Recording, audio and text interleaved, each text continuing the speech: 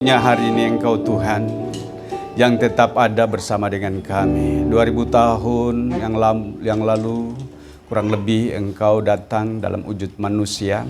Tapi sungguh kami bersyukur kepadamu karena Engkau Tuhan yang telah menyelesaikannya bagi kami segala dosa dan pelanggaran kami. Dan Engkau Tuhan yang sekalipun sudah kembali kepada hakikatnya yang semula, tetapi Engkau juga adalah Allah yang tetap ada bersama dengan kami. Engkau tidak pernah meninggalkan kami, tetapi Engkau adalah Allah yang tetap bersama dengan kami. Kalau hari ini tanggal 25 Desember kembali kami hadir bersama-sama untuk memuji dan memuliakan nama-Mu, pertanda bahwa kami adalah orang-orang yang dihidupi oleh firman-Mu. Oleh sebab itu kami tetap bersuka cita merayakan kehadiran Tuhan ke dalam dunia. Dengan demikian biarlah segenap hidup kami memuji dan menyembah-Mu. Terima kasih Bapa, bersama dengan malaikat-Mu kami bersuka cita. Dan kami semua siap untuk menyambut kebenaran firman-Mu. Tuhan, Engkau-lah yang berbicara bagi kami, urapi hamba-Mu. Dan Engkau-lah Allah yang menganugerahkan bagi kami roh hikmat dan pewahyuan. Dalam nama-Mu Tuhan, kami menolak semua intervensi iblis, kuasa jahat, rongan, kuasa gelapan dan tipu dayanya. Dan di dalam nama-Mu Tuhan, kami saat ini berdiri di atas iman percaya kami. Demi nama Yesus kami sudah berdoa dan bersyukur. Haleluya. Kita semua yang percaya kita katakan amin. Amin. Silakan duduk. Puji Tuhan.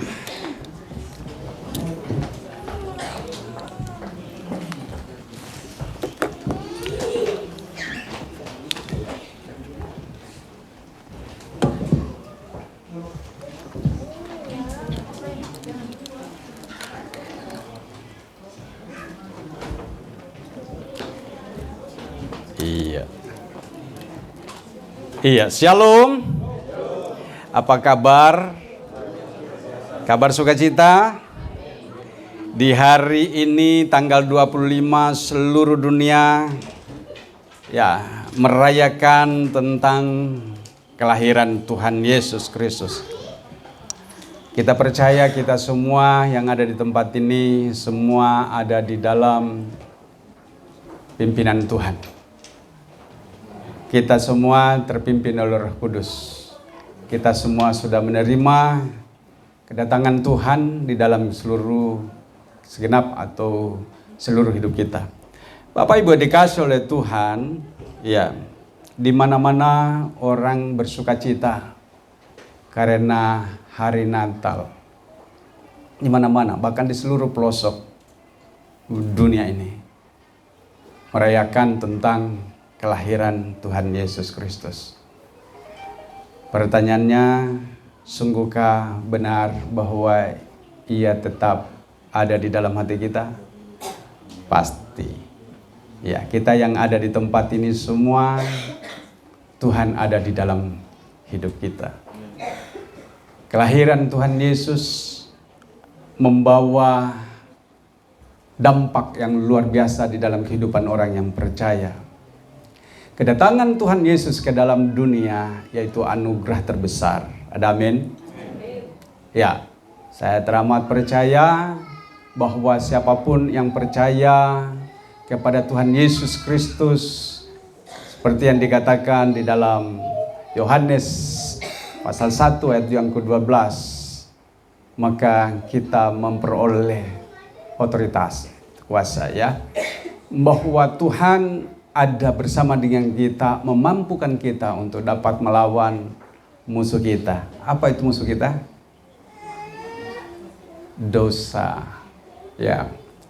Karena dosa sudah diselesaikannya bagi kita, dosa sudah tidak lagi menguasai kita. Seharusnya dosa sudah selesai dan kita sebagai orang merdeka dari semua dosa dan pelanggaran kita. Bapak, Ibu, saudara-saudariku, anak-anakku yang kukasihi dalam Kristus Yesus Tuhan, adalah kebahagiaan bagi kita di setiap tahun bahwa kita menyambut kelahiran Tuhan datang ke dalam dunia. Tapi saya kira kalau setiap tahun itu terlalu lama. Maunya setiap Ibu Ibu Yulia katanya pelan-pelan, saya hanya lihat bibir aja mic-nya. Tiap hari katanya. Ada amin? Setiap hari Allah senantiasa ada di hati kita. Bukan setiap tahun. Ada amin? Kalau orang yang menanti-nantikan setiap tahun, saya mau bilang, terlambat nantinya. Tapi kalau kita orang yang cinta akan Tuhan, maka kita akan tahu bahwa ternyata Tuhan itu selalu setiap hari Ia membaharui hati saya. Setiap hari Ia hadir, Dia ada, Dia berdaulat, bertata di dalam hatiku, di dalam hati kita, untuk senantiasa mendapatkan apa yang Tuhan janjikan, yaitu damai sejahtera, sukacita. Makanya kedatangan Tuhan ke dalam dunia yaitu untuk membawa damai sejahtera, untuk membawa kelepasan, untuk memerdekakan kita. Ada amin? Memerdekakan kita dari dosa kutuk hukum Taurat, dan kita mengalami suatu anugerah yang besar. Untuk itu Bapak Ibu dikasih oleh Tuhan, saya teramat percaya bahwa 2000 tahun yang lalu kurang lebih, Dia adalah Allah yang menyatakan di dalam apa yang Dia katakan di dalam Yohanes 3 ayat yang ke-16. Karena begitu besar kasih Allah akan dunia ini, sehingga Ia mengaruniakan anaknya yang tunggal. Siapa yang percaya tidak binasa, melainkan beroleh hidup yang kekal. Kedatangan Tuhan ke dalam dunia yaitu untuk menganugerahkan bagi kita kehidupan yang kekal. Kapan hidup yang kekal? Akan bertanya, kapan kita mendapatkan hidup yang kekal? Ada banyak orang mungkin berpikir bahwa nanti setelah kita selesai dalam dunia ini, maka kita akan hidup di dalam kekekalan. Saya mau sampaikan kepada kita, kekekalan anugerahkan bagi kita sejak dari masih hidup di dalam dunia ini dan hidup di dalam pertobatan. Ada amin? Kekekalan itu tidak mesti harus setelah kematian atau setelah kiamat. Tetapi kekekalan itu sudah dianugerahkan kepada kita pada waktu kita menerima Yesus. Pada waktu kita hidup mengikrarkan iman kita bahwa kita mau sungguh-sungguh percaya. Pada waktu kita mulai meninggalkan segala kebiasaan dan dosa yang kita seringkali gemari. Maka pada waktu itu Tuhan telah berdaulat sepenuhnya atas kita. Hari ini adalah celebration. Hari ini adalah sukacita bersama. Kita mau bersama-sama untuk memuji dan memuliakan nama Tuhan di tempat ini. Tapi yang jelas bahwa jika orang hidup di dalam pertobatan sungguh-sungguh dan hidup di dalam pimpinan Tuhan, maka dia akan senantiasa bersukacita. Dia akan senantiasa bersyukur kepada Tuhan. Dia akan senantiasa memuliakan nama Tuhan setiap hari. Karena itu Natal bukanlah 25, bukan setiap tanggal 25 yang harus kita nantikan. Tetapi Natal adalah setiap hari adalah sukacita bersama dengan Tuhan. Ada amin? Nah, oleh sebab itu kita bersyukur kalau hari ini kita boleh ada di tanggal 25. Bahwa seluruh dunia bangkit. Seluruh dunia meninggalkan semua apa yang menjadi kegemarannya di dalam hal-hal yang sifatnya duniawi. Tetapi dia mau datang kepada Tuhan. Dia mau hidup sungguh-sungguh bertobat kepada Tuhan. Dan oleh sebab itu Natal itu adalah kabar sukacita untuk kita boleh bersama bergembira untuk memuji dan memuliakan nama Tuhan. Itulah Natal. Jadi jangan tunggu sampai tanggal 25 tahun depan. Hari ini, besok, dan selama-lamanya. Ada amin? Kita selalu Natal. Kapan sih lahirnya Tuhan Yesus? Kapan Tuhan Yesus lahir ke dalam dunia? Menurut banyak orang, yaitu tanggal 25. Sekalipun banyak orang yang membantah bahwa tanggal 25 itu bukan kelahiran Tuhan Yesus. Banyak orang yang mengatakan bahwa itu adalah kelahiran Dewa Matahari. Tapi saya mau sampaikan bahwa apapun itu, tanggal 25 semua orang bersepakat untuk boleh datang memuji dan memuliakan nama Tuhan, bahwa tanggal 25 adalah kelahiran Tuhan Yesus.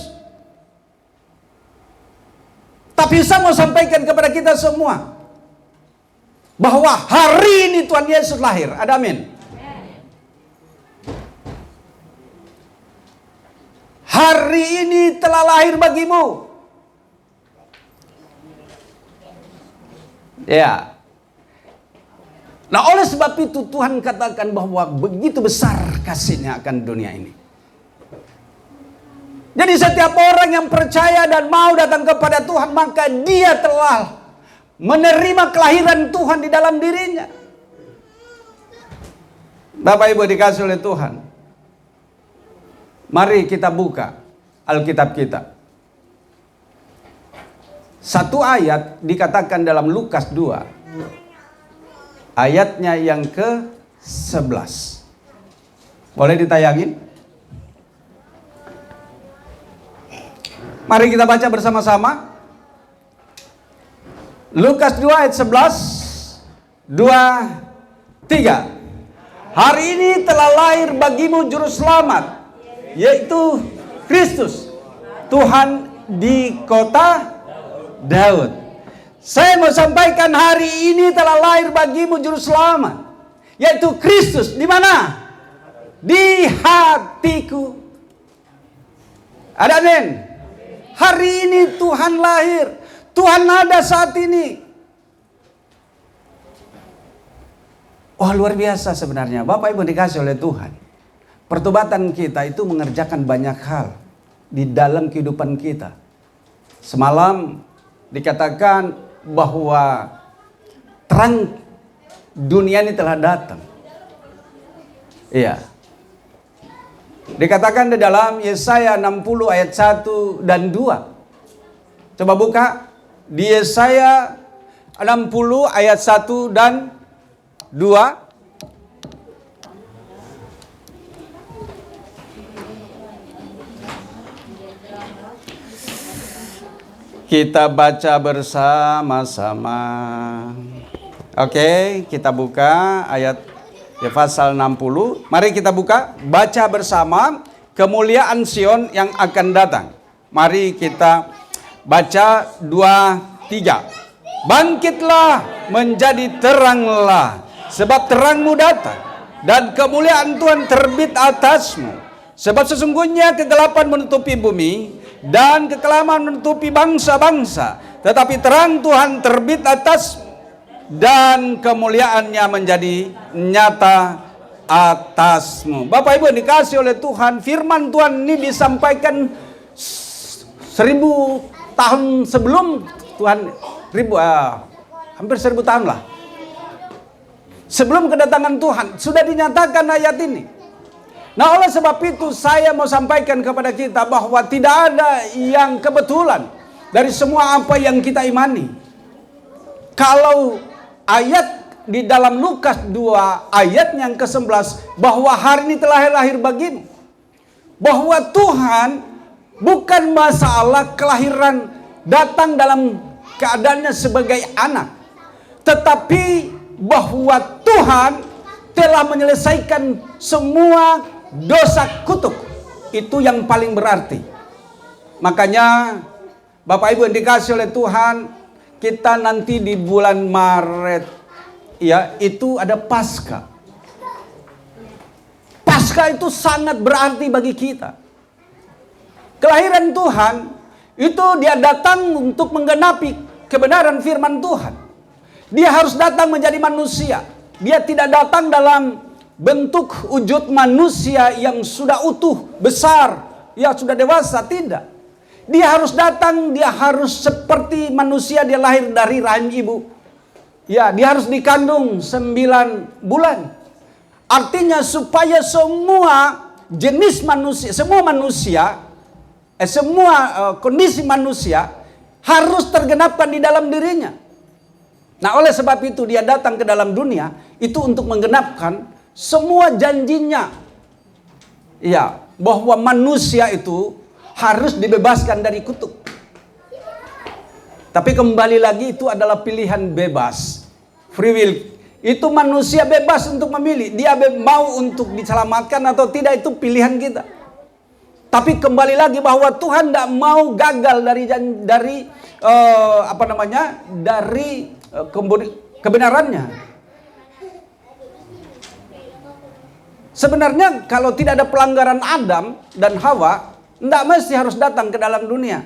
Karena manusia itu hidup di dalam kemuliaan, dalam kekudusan. Tapi karena pelanggaran Adam dan Hawa, maka manusia perlu ditebus. Nah, puji Tuhan bahwa kita tidak lagi masuk di dalam kutuk hukum Taurat. Harus ada penebusan lagi dalam tidak mesti lagi kita harus dalam bentuk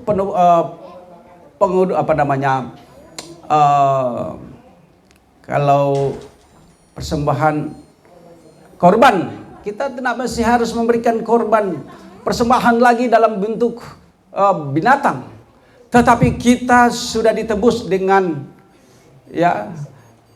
darah yang mahal, yaitu darah Kristus. Nah, oleh sebab itu di acara Paskah nanti kita tidak tahu kita mau buat retret seperti 2 tahun lalu atau kita mau bentuk ibadah padang aja. Ya, mari kita pikirkan dari saat ini. Puji Tuhan, Natal kita kemarin sukses. Makasih untuk semua panitia, terima kasih ketua panitia. Luar biasa, tepuk tangan dulu. Ya, saya mau sampaikan Natal terindah kali ini. Semua saya kira boleh berkata seperti itu. Pernah Natal makanannya nggak datang, semua undangan pulang, tapi dengan sukacita karena ada hadirat Allah. Walaupun memang panitia malu hati, tapi kembali lagi Natal tidak ada yang buntung. Ya, hanya memang kita harus belajar dari situasi yang ada. Jangan terulang kembali lagi. Setelah Natal pada waktu itu saya katakan tidak ada lagi panitia-panitia. Nah, akhirnya berapa kali Natal kita buat sesederhana mungkin. Itu juga luar biasa terkesan. Tapi kali ini panitia begitu luar biasa bekerja sama. Bukan berarti tidak ada kendala, ada. Karena memang di dalam setiap rencana kita harus ada kendala. Supaya murni muncul yang sebenarnya yang murni itu. Baik Bapak Ibu yang dikasihi oleh Tuhan. Dikatakan di Yesaya 60, bangkitlah menjadi teranglah, sebab terangmu datang dan kemuliaan Tuhan terbit atasmu. Bapak Ibu yang dikasihi oleh Tuhan, kapan terang itu terbit atas kita? Jangan-jangan bukan terang yang terbit atas kita. Kapan terang Kristus itu terbit atas kita? Saat kita mengikrarkan untuk hidup sungguh-sungguh, maka terang Kristus itu sudah terbit atas kita. Ada amin. Bahwa kemuliaan Tuhan itu akan dinyatakan di dalam kehidupan orang percaya. Makanya di ayat yang kedua bagian terakhir dikatakan kemuliaannya. Ya, dikatakan apa di sana? Kemuliaannya menjadi nyata atasmu. Jadi memang terang Kristus itu harus bercahaya di dalam kehidupan kita. Pada waktu kita hidup di dalam pertobatan kita, maka kita sebenarnya harus membawa terang, membawa kabar sukacita, menjadi orang-orang yang membawa damai. Ada amin. Yang membawa perubahan. Ada amin. Karena kehadiran Tuhan di dalam kita mengandung nilai yang terindah, mengandung nilai yang mulia, Dan sesungguhnya kemuliaan Tuhan itu terbit atas kita. Jadi bukan terbit atas ciptaan yang lain. Tidak. Kemuliaan Tuhan tidak terbit atas ruangan ini. Tidak. Kemuliaan Tuhan tidak terbit di pohon Natal itu. Tidak. Kemuliaan Tuhan tidak terbit di gunung-gunung yang indah. Kemuliaan Tuhan tidak terbit di mana-mana. Tidak terbit di gereja-gereja yang megah yang dibuat sebegitu megahnya. Kemuliaan Tuhan tidak terbit di Yerusalem. Tapi kemuliaan Tuhan terbit di dalam, jawab semuanya, di hati semua orang yang percaya dan hidup bertobat sungguh-sungguh. Itu dikatakan oleh Rasul Paulus di dalam suratnya kepada jemaat di Korintus. 2 Korintus pasal 3 ayatnya yang kedua dan 3. Kita buka, coba kita baca.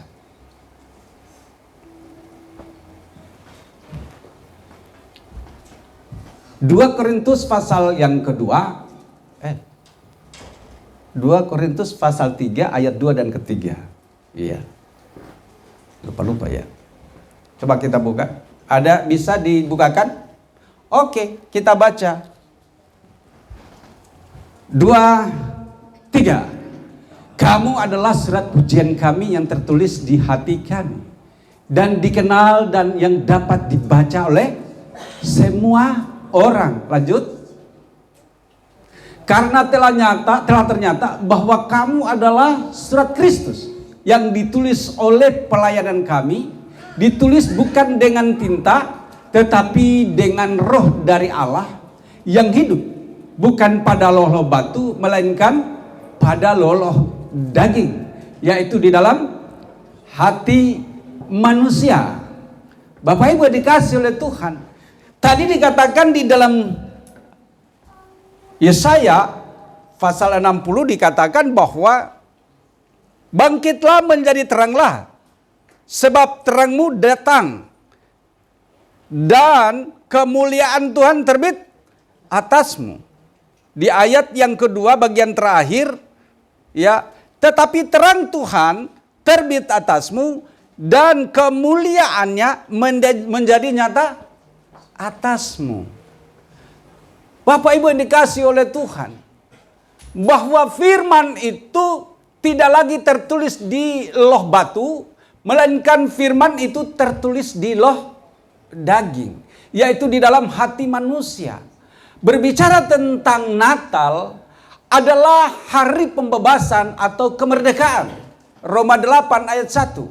Bahwa kita yang percaya kepada Yesus, kita telah dibebaskan dari kutuk hukum Taurat. Kita telah dimerdekakan. Maka oleh sebab itu firman itu harus mendapat tempat di dalam diri manusia. Karena manusia kita ini adalah manusia yang sudah diterangi oleh terang Kristus. Cahaya kemuliaan Tuhan terpancarnya di dalam kehidupan kita. Di dalam hati kita ini tertulis firman. Di dalam hati kita ini hadir Roh Kudus. Sesuai dengan pertobatan kita, tingkat pertobatan kita akan mengerjakan nilai-nilai yang hidup di dalam kehidupan kita. Ada amin. Maka oleh sebab itu, jangan sia-siakan Natal. Natal, hari ini kita bersama-sama untuk berhimpun bersama. Tapi Natal yang sesungguhnya Tuhan telah datang di dalam hati setiap orang. Tadi di dalam Lukas 2 ayat yang ke-11. Bahwa Tuhan harus hadir dan bercahaya di dalam kehidupan kita. Supaya hidup kita memancarkan kemuliaan. Tadi saya bertanya, apakah benar-benar Tuhan telah lahir atas kita? Harusnya kita tahu bahwa saat kita percaya dan kita mau hidupi, saat kita mau hidupi dan kita serius di dalamnya, maka kita telah berubah. Sesungguhnya terang Kristus sudah bercahaya atas kita, sebagaimana dikatakan di dalam Yesaya 60 ini, bahwa terang Kristus itu sudah bercahaya atas kita. Jangan tunggu lagi nanti setelah engkau kakek nenek. Saat ini anak muda. Ada amin? Saat ini anak muda, engkau harus percaya. Kamu harus membawa terang Kristus dimanapun engkau berada.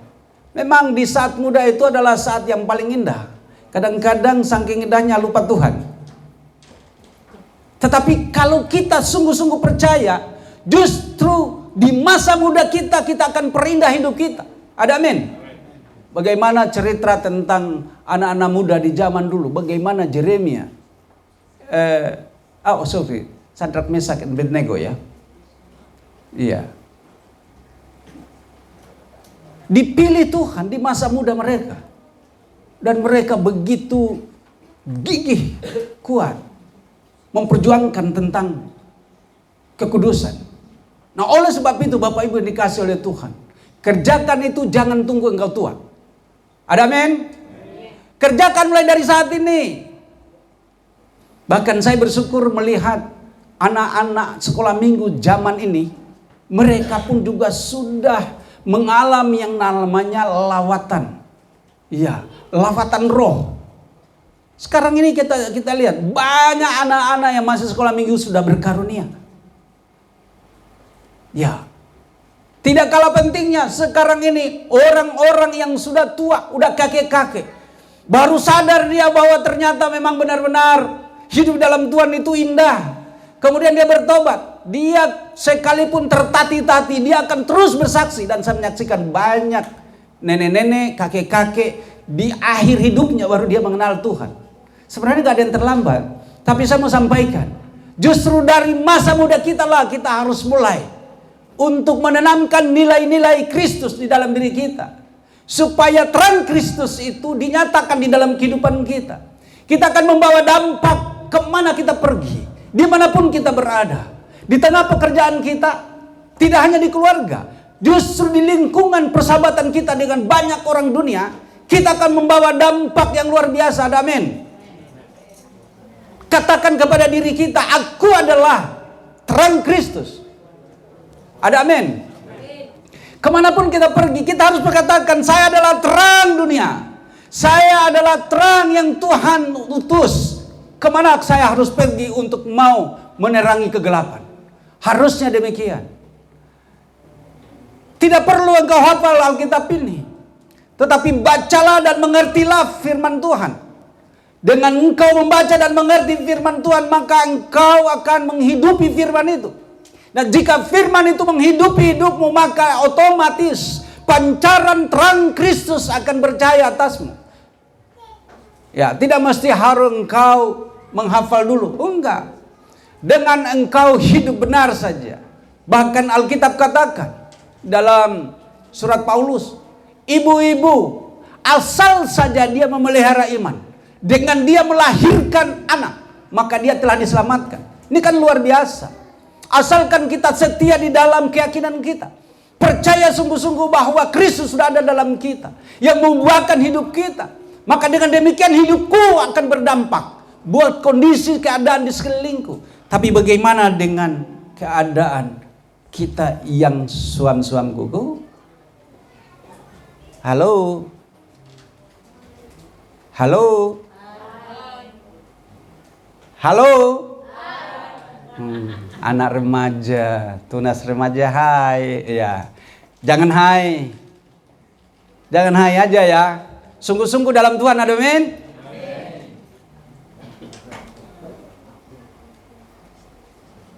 Apakah benar-benar terang Kristus bercahaya atas saya? Jangan-jangan saya mempermalukan Kristus. Tanya pada diri kita sendiri.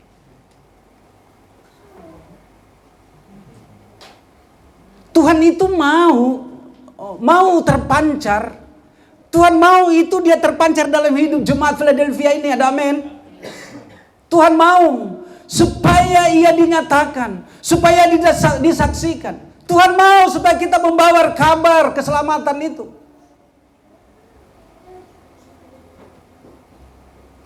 Sejauh mana kita menyikapinya? Makanya firman itu harus dihidupi. Jika kita menghidupi firman ini, itu otomatis firman itu akan terpancar di dalam hidup kita. Tanpa kita sadar, kita melihat bahwa nilai-nilai hidup yang benar itu benar-benar terpancar dari hidup kita dan memberkati orang-orang di sekeliling kita.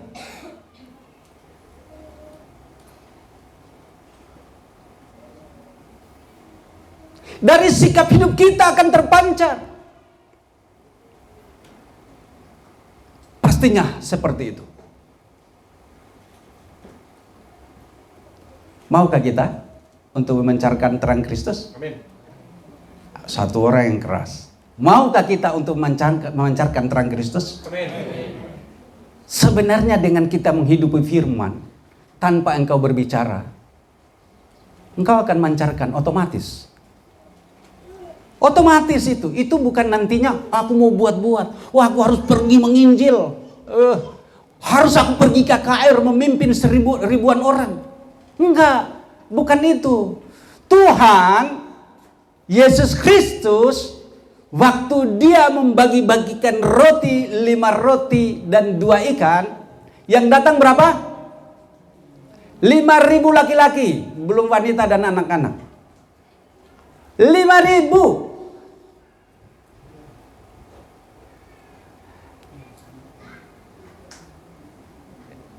5.000 itu apakah mengikut Yesus terus?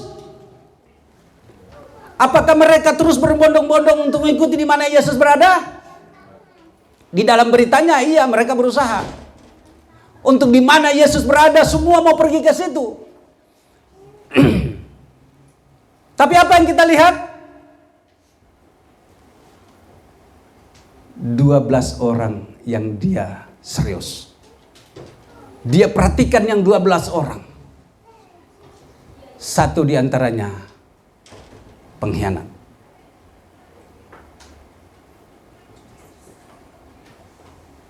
Bapak Ibu, kalau kita mau serius, yang 5.000 itu bukan berarti tidak berarti apa-apa. Yang 12 itu pilihan, tapi juga bukan berarti bahwa dia egois atau pilih kasih. Tuhan hanya mau fokus menyatakan bahwa sebenarnya Tuhan mengasihi seisi dunia. Ada amin. Dia mau supaya seluruh dunia mengenal Kristus. Makanya Injil itu diberitakan akhirnya ke seluruh dunia karena kedegilan hati umat Israel. Itu pun diizinkan oleh Tuhan. Mereka adalah umat pilihan, tapi untuk sesaat didegilkan hati mereka untuk menolak Kristus. Sekalipun tujuannya memang fokusnya kepada umat Israel, tapi lebih khusus Tuhan mau untuk seluruh dunia diselamatkan. Berapa banyak yang akan diselamatkan? Padahal firman Tuhan katakan, banyak yang terpilih, tetapi sedikit yang banyak yang terpanggil, tetapi sedikit yang terpilih. Kita harus berusaha sungguh-sungguh supaya kita menjadi umat pilihan. Natal ini kita dipilih untuk kita boleh mendapatkan satu peluang bahwa pulang dari Natal, terang Kristus harus bercahaya atas kita. Ada amin? Diam-diam anak-anak pasti mendengar. Ya, mereka pastinya sebenarnya asalkan tidak rusuh aja di dalam. Anak-anak itu bagus di dalam seperti ini mereka mendengar. Bapak Ibu yang dikasih oleh Tuhan, pada hari ini Natal bagi kita sangat penting. Nah, oleh sebab itu saya akan bacakan beberapa hal berhubungan dengan makna Natal itu sendiri. Ya. Sini saya akan bacakan beberapa hal. Dikatakan Natal bagi umat Kristen itu memiliki beberapa makna, di antaranya yaitu peringatan tentang kelahiran Yesus. Natal adalah hari raya untuk memperingati kelahiran Yesus Kristus. yang diyakini sebagai bentuk kasih sayang Allah kepada umatnya. Yang kedua, Natal adalah karya penyelamatan Yesus Kristus. Natal merupakan bagian dari ibadah hari raya gereja yang berkaitan dengan karya penyelamatan Yesus Kristus. Yang ketiga, Natal adalah bagian daripada penyataan kasih sayang dan tindakan nyata dari Kristus. Natal adalah momentum yang menunjukkan kasih sayang yang tulus dan tindakan yang nyata. Kemudian selanjutnya yang keempat, momentum Natal adalah bentuk ucapan syukur. Natal adalah momen untuk mengucap syukur atas segala hal yang terjadi di dalam kehidupan. Baik untuk menyenangkan, baik dan menyenangkan maupun tidak. Baik yang menyenangkan maupun yang tidak. Yang terakhir, yang kelima, bahwa di suasana Natal, yaitu untuk kita berbagi di dalam hal mengasihi, di dalam hal berkomunikasi, dan Natal adalah momentum untuk melatih diri kita dalam saling berbagi, saling mengasihi, dan saling berkomunikasi. Dan Natal berasal dari bahasa natalis, dari bahasa Latinnya, yaitu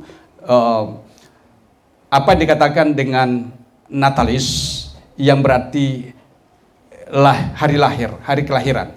Ya, jadi perayaan Natal itu dilakukan memperingati kelahiran Tuhan Yesus di dalam dunia ini.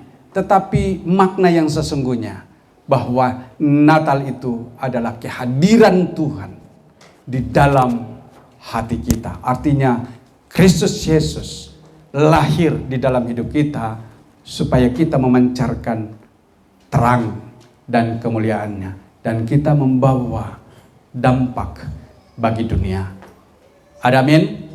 Demikian firman Tuhan yang kita dapatkan pada pagi hari ini di perayaan di hari Natal. Kita sebagai gereja yang tetap percaya bahwa Yesus ya pernah datang ya sebagai manusia, tapi dia adalah firman dan dia adalah Allah. Tentunya setelah menyelesaikan semua tugas tanggung jawabnya sebagai juru selamat, maka ia kembali. Saat ia kembali baru terasa dampaknya bahwa ternyata Tuhan tidak meninggalkan kita, tetapi justru kepergian atau kenaikan Tuhan berdampak kepada pengobaran kasih karunia. Artinya kelahiran, kedatangan roh di dalam kita pribadi lepas pribadi, untuk supaya kita membawa terang Kristus dimanapun kita berada. Demikian firman Tuhan, kita tundukkan kepala, kita akan berdoa.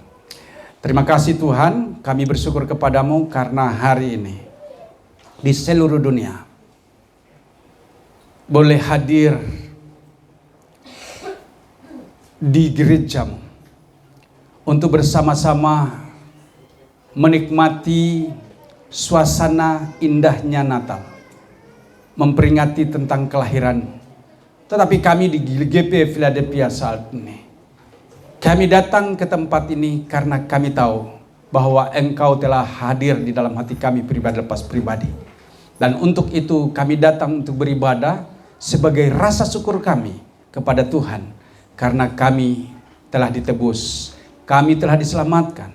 Dan lebih daripada itu, bahwa Tuhan tidak pernah meninggalkan kami, tetapi Engkau Allah yang tetap tinggal bersama dengan kami untuk memancarkan sinar kemuliaan-Mu ya Tuhan. Terima kasih Bapa, kami bersyukur karena Engkau-lah Allah yang ada bersama dengan jemaat-Mu di GGP Philadelphia saat ini, dan di gereja-gerejamu yang saat ini sedang beribadah. Tentunya di seluruh dunia namamu dipuji, dimuliakan, dikumandangkan lewat pujian, lewat penyembahan, lewat sikap hidup kami, dan terlebih saat ini kami yang ada di tempat ini. Tuhan terima kasih, bersyukur, dan hamba juga sudah melaksanakan apa yang menjadi tugas hamba-Mu.